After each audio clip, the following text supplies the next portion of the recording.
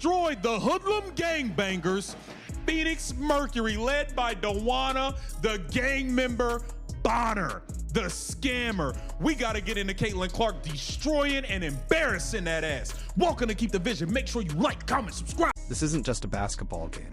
It's a battle for the soul of the WNBA. The Phoenix Mercury, led by the notorious gang member Bonner, attempted to bring their thug mentality to the court. But they clearly forgot who they were facing. Caitlin Clark, the savior, the destroyer of hoodlums and gangbangers. The audacity of these players, acting like scammers, thinking they could intimidate the league's brightest star. The tension was palpable, the stakes were sky high, and one player rose above the chaos to deliver a performance for the ages. This wasn't just about winning a game, it was about sending a clear message. The old guard's antics won't stand against the new queen. The Mercury thought they could get away with their disrespectful behavior, but Caitlin Clark served them a cold dish of reality. She didn't just win, she humiliated them, exposing their thug tactics for the entire world to see. This clip perfectly sets the stage for the raw, unfiltered truth of what went down.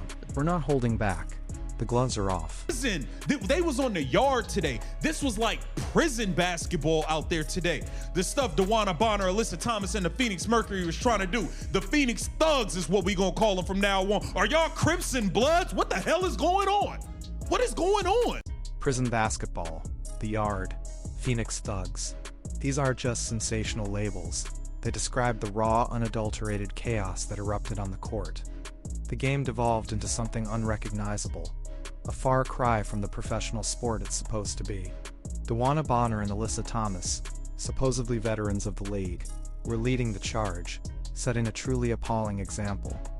The question, are y'all Crips and Bloods, might sound extreme, but it reflects the shock and disbelief that many felt watching the Mercury's tactics. This wasn't aggressive play, it was antagonistic. It was a deliberate attempt to turn a basketball game into a street brawl, seemingly out of frustration and an inability to compete fairly. The disrespect for the game, for their opponents, and for the fans was glaring. This clip perfectly captures the sentiment. This wasn't basketball as we know it. It was something darker, something more base. The Phoenix Mercury, according to the eyewitness, became the Phoenix Thugs, and the game suffered immensely because of it. It's a disgrace to the uniform, a stain on the league, and an insult to anyone who truly loves the game. The behavior of the Phoenix Mercury, specifically Dewanna, Bonner, and Alyssa Thomas, transcended competitive drive and entered the realm of outright hooliganism. This isn't about being tough or physical, it's about being unprofessional and frankly embarrassing. Imagine the young fans in the stands, little girls aspiring to play in the WNBA, witnessing their heroes acting like something out of a correctional facility. This bad, nasty product, as the transcript calls it, was beamed nationally, tainting the league's image at a time when it's experiencing unprecedented growth thanks to stars like Caitlin Clark. The hypocrisy is staggering. These are grown women, many of whom have built long careers, yet they seemingly shed all decorum when faced with a challenge they couldn't overcome through skill alone. Are we setting a new low for sportsmanship, or is this just a temporary lapse in judgment? The intent was clear: intimidate Clark, disrupt the Fever's rhythm, and perhaps provoke a reaction that would put them back in the game. But intimidation doesn't win championships, and cheap shots don't garner respect. Instead, it exposed the fundamental lack of sportsmanship and a deep-seated frustration. The sheer audacity of these veterans, who should be setting an example to engage in such childish and dangerous antics, is bewildering. It raises serious questions about league discipline and whether such behavior will be tolerated. Is the league doing enough to protect its rising stars from this kind of aggressive behavior? The fans deserve better, the league deserves better, and most importantly, the players who play the game the right way deserve better. This was a low point, a stark reminder that some elements within the league are struggling to adapt to the new era of professionalism and mainstream attention. Don't get mad because you can't play no more. You should have retired a long damn time ago. You over here still stealing money. All because the CBA money done went up. You want to stick around another 57 and a half years. Get up out of here. You can't play no more. Simple as that, man. This clip goes right for the jugular. And honestly, it needed to be said.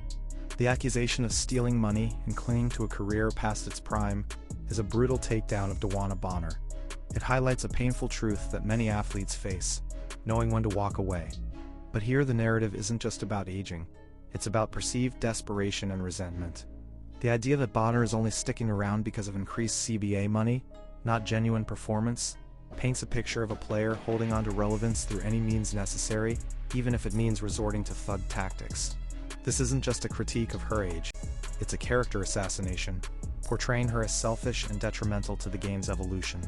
When a player is told they can't play no more, it's the ultimate condemnation in sports, especially when coupled with the notion that they're actively hindering progress. This commentary cuts deep, suggesting her aggression isn't born of competitiveness, but rather a bitter frustration with her own fading abilities. It's a harsh reality check delivered with no punches pulled. The sharp criticism leveled against Dewanna Bonner in that clip isn't just personal, it's symbolic of a larger struggle within the WNBA. The league is growing, attracting new talent, new money, and a fresh wave of energy. But with this growth, there are inevitably those who resist change, those who perhaps feel their spotlight diminishing.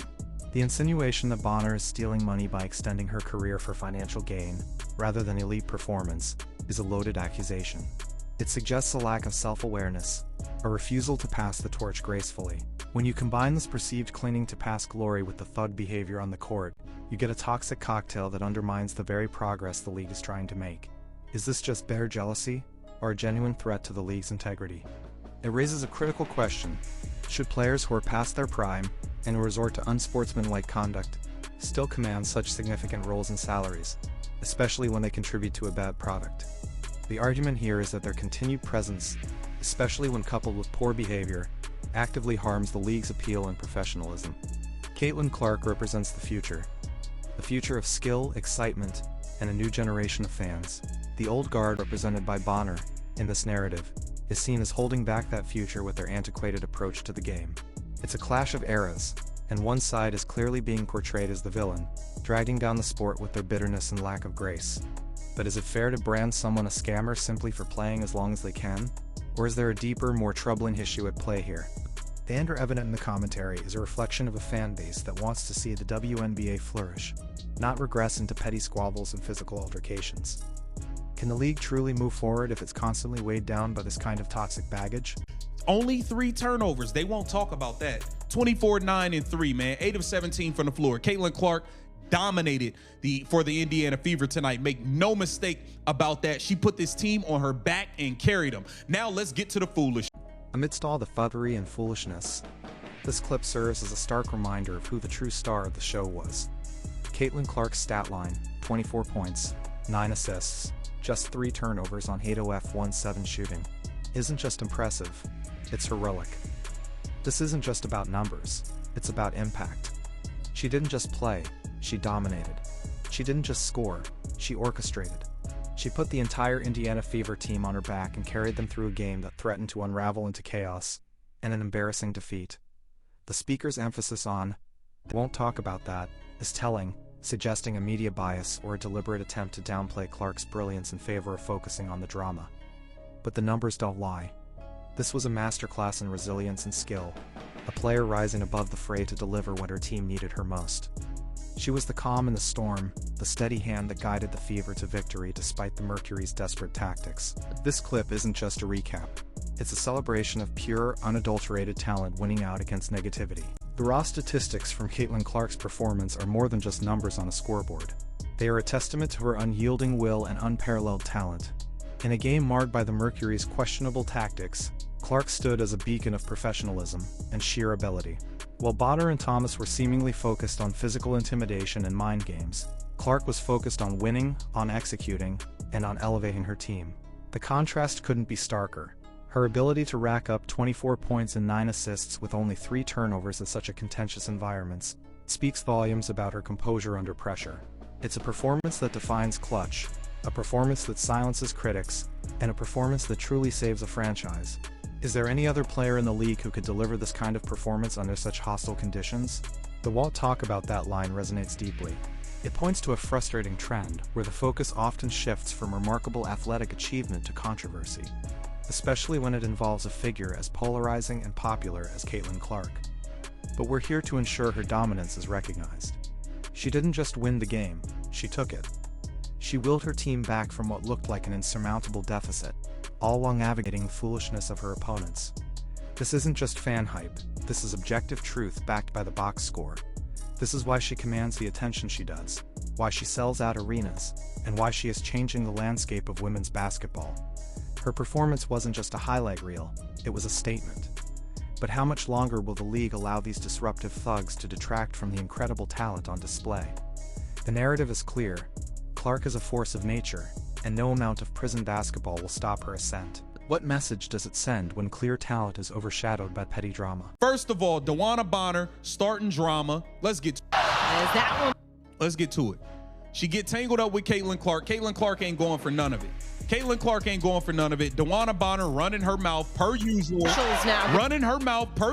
This clip is the boiling point. The moment the foolishness mentioned earlier erupted into overt confrontation. Dewanna Bonner is clearly painted as the instigator, the one starting drama. This isn't about accidental contact in a physical game. It's about intentional provocation. Tangled up with Caitlin Clark quickly escalates to running her mouth per usual, framing Bonner as a habitual offender, a player whose default mode is antagonism. The key takeaway here is Clark's response.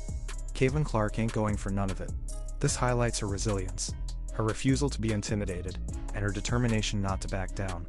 It's a pivotal moment because it shows Clark standing her ground against a veteran trying to assert dominance through non-basketball means. Bonner's actions are presented as premeditated, a part of her usual disruptive behavior, which further reinforces the thug narrative. This clip isn't just about a scuffle. It's about a clear challenge from the old guard to the new queen, and Clark's emphatic refusal to be pushed around. The specific incident where Dewanna Bonner initiated conflict with Caitlin Clark wasn't just a minor skirmish, it was a microcosm of the entire game's underlying tension. This wasn't a fair contest of skill, it was an attempt to derail Clark through psychological warfare and aggressive posturing. Bonner's running her mouth per usual underscores a pattern of behavior that, according to the commentator, goes beyond competitive banter and into genuine disrespect. It's the kind of toxic aggression that can spoil a game and, more broadly, an entire league. Clark's refusal to go for none of it is crucial. It shows her strength of character, her mental fortitude. She didn't engage in a shouting match. She stood firm, letting her play do the talking, which ultimately proved far more effective. Is this the kind of veteran leadership we want to see in the WNBA, or is it a sign of desperation? This moment also serves to highlight the double standards often applied. Had Clark reacted more overtly, she likely would have been demonized. But her controlled defiance paints her as the mature, focused professional, while Bonner is cast as the disruptive, childish antagonist. The emotional intensity of the commentary reflects the frustration many fans feel when pure athletic talent is overshadowed by unnecessary drama. The league has a responsibility to foster a competitive yet respectful environment, and incidents like this show where it falls short. When will the WNBA step in and ensure that players can compete without fear of being targeted by thugs masquerading as athletes? The narrative here is a clear call for accountability, demanding that the league address the underlying issues of sportsmanship and player conduct, especially when it threatens to tarnish the game's image.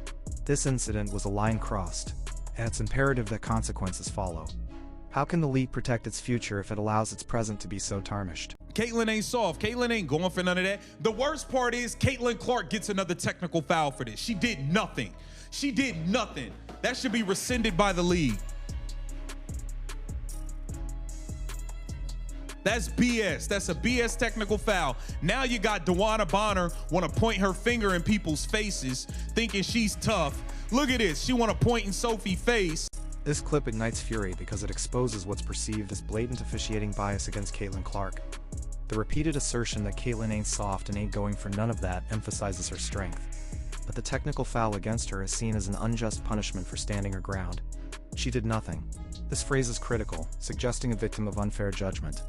The call for the technical to be rescinded by the league highlights the frustration with what's viewed as a fundamental injustice, a BS technical foul that unfairly penalizes the victim. Then the commentary shifts focus to Bonner, who is portrayed as emboldened by the officiating, now want to point her finger in people's faces thinking she's tough. This paints Bonner as a playground bully, someone who acts tough only when protected by the officials. The mention of Sophie's face adds a personal touch, indicating that Bonner's aggression wasn't just directed at Clark, but at anyone perceived as vulnerable. This moment is presented as a clear miscarriage of justice, where the aggressor gets away with it while the assertive victim is punished. The technical foul assessed to Caitlin Clark wasn't just a foul call, it was a lightning rod for controversy, igniting a debate about fairness and officiating integrity in the WNBA. The raw frustration in the commentator's voice speaks volumes. To penalize Clark for simply refusing to back down for not allowing herself to be bullied, sends a dangerous message, and implies that the league is inadvertently enabling the very thug behavior it should be condemning. This BS technical foul is seen not just as a mistake, but as a deliberate act of injustice, forcing Clark into a position where she either passively accepts intimidation or faces official reprimand. It's a lose-lose scenario for the league's burgeoning superstar. Are officials inadvertently playing into the hands of aggressive players by penalizing those who stand their ground? Furthermore, the subsequent description of Dewanna Bonner pointing her finger in people's faces paints her as reveling in the perceived victory of getting Clark penalized. It reinforces the narrative of Bonner as a malicious antagonist, emboldened by a sympathetic officiating crew. This behavior isn't just unsportsmanlike, it's a calculated act of disrespect that goes unchecked. The emotional weight of the phrase, "She wanna point in Sophie's face," adds another layer of indignation, highlighting the broad reach of Bonner's perceived antagonism. This isn't just about a single game, it's about the foundational principles of sportsmanship and fair play being eroded. Is the league's officiating actively undermining the growth and appeal of its own product by protecting the aggressors and punishing the stars? The question lingers, demanding accountability and a clear reevaluation of how such incidents are handled, especially when they involve the league's most marketable player. Yeah, we pointing right back at you. You ain't gonna do nothing. We pointing right back at you. We pointing right back at you. You can't play. You suck. You need to retire. You're 98 and a half. Pack it up. What are we talking about? We ain't scared of you. Ain't nobody's, so. This clip is an explosion of defiance, a direct counterattack against Bonner's perceived intimidation. The repeated, "we point right back at you," is a declaration of fearlessness, a refusal to be cowed by a player perceived as past her prime. The blunt insults, "you ain't gonna do nothing," "you can't play," "you suck," "you need to retire," "you're 98," "pack it up," are not just personal attacks. They're a complete dismantling of Bonner's credibility as a player and an aggressor. This isn't just about pointing fingers, it's about stripping away any authority Bonner thought she had. The commentator channels the frustration of a fan base that's tired of the thug tactics and wants to see actual basketball.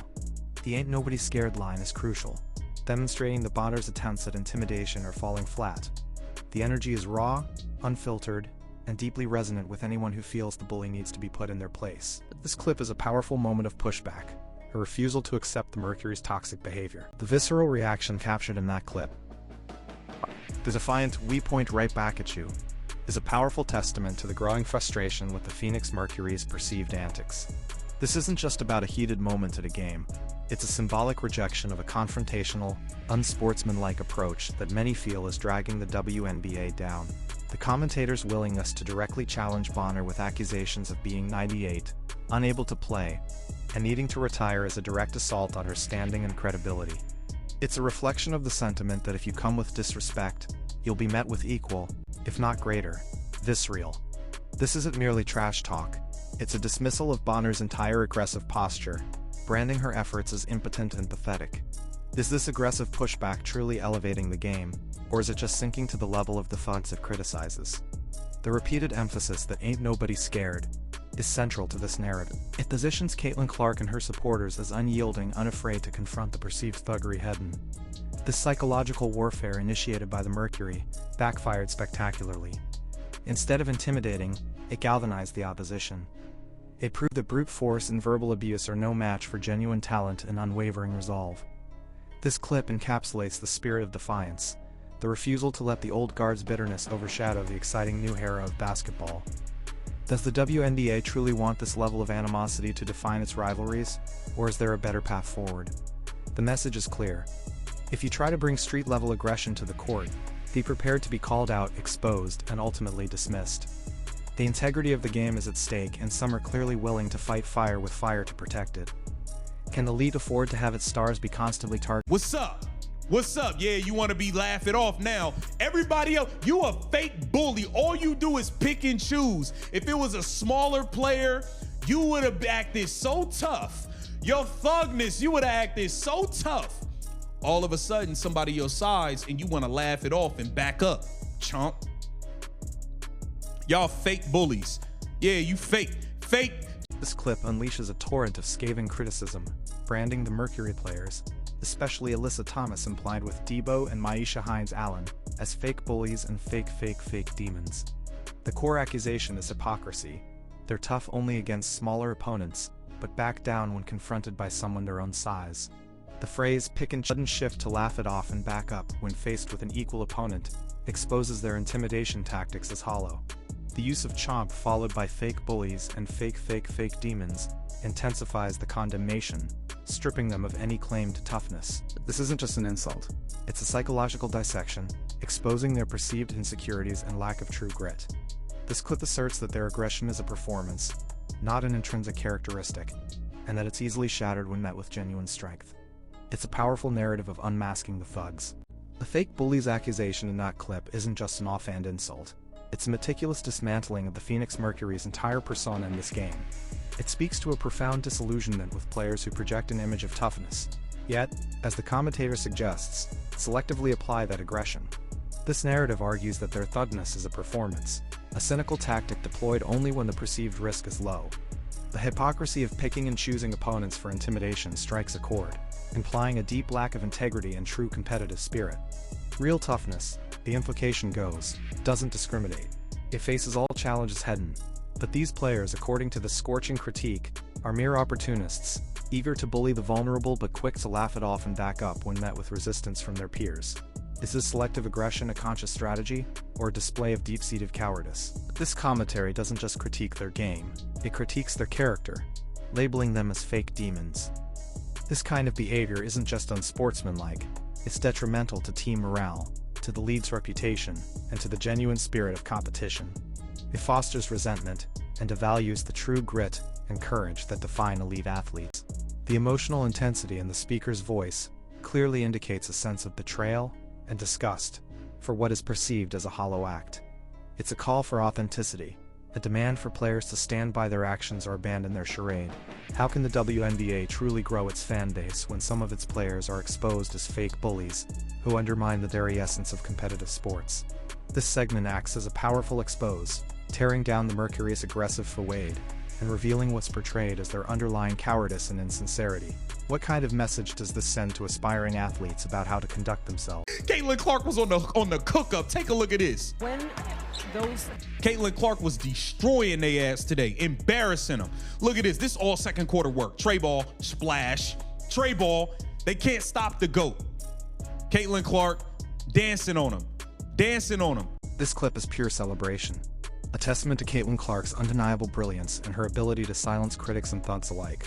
On a cook-up isn't just a phrase. It signifies an unstoppable offensive surge, a player in the zone, effortlessly dissecting her opponents. The repeated emphasis on her destroying the ass and embarrassing them directly contrasts with the Mercury's earlier aggressive tactics, showing that true dominance comes from skill, not intimidation. This all-second quarter work highlights her rapid impact, turning the tide of the game decisively. The iconic tray ball, splash, and the can't stop the GOAT are definitive declarations of her unparalleled shooting prowess and status as the game's elite. Dancing on them further illustrates her fluid, effortless dominance, adding a touch of playful disrespect that perfectly complements the narrative of her overcoming her aggressive opponents. This clip is a joyous affirmation of Clark's supremacy, proving that talent ultimately triumphs over any physical or verbal aggression thrown her way. The footage of Caitlin Clark on the cook-up isn't just highlights, it's proof. Proof that while some players resorted to desperate, unsportsmanlike tactics, true talent and class always shine through. This wasn't just a scoring spree, it was a masterclass in offensive execution, a systematic dismantling of the Mercury's defense. The way she destroyed their ass and embarrassed them on the court is the ultimate retort to their thug behavior. No need for cheap shots or finger-pointing when you can hit tray ball, splash from anywhere. This phenomenal second quarter performance turned the tide of the game, transforming what was looking like a potential disaster for the Fever into a resounding display of individual brilliance. How does anyone truly expect to stop a player when she's in this kind of zone? Her dancing on them isn't just about scoring, it's about confidence, swagger, and the sheer joy of playing the game at an elite level. It's the kind of performance that electrifies arenas and captivates audiences, drawing new fans to the sport. While the Mercury tried to drag the game into the mud, Clark elevated it, showcasing the beautiful side of basketball. This stark contrast between her sublime skill and their perceived thuggery is what makes her narrative so compelling. She wasn't just playing against the Mercury, she was playing against a mentality, and she absolutely crushed it. Is there any doubt now that Caitlin Clark is not only the future of the WNBA, but its present savior from disruptive, negative influences? This segment is a celebration of what makes basketball great, and a direct refutation of any notion that intimidation can stop genuine greatness. What happens to the WNBA if its biggest stars are constantly under attack by this hoodlum mentality?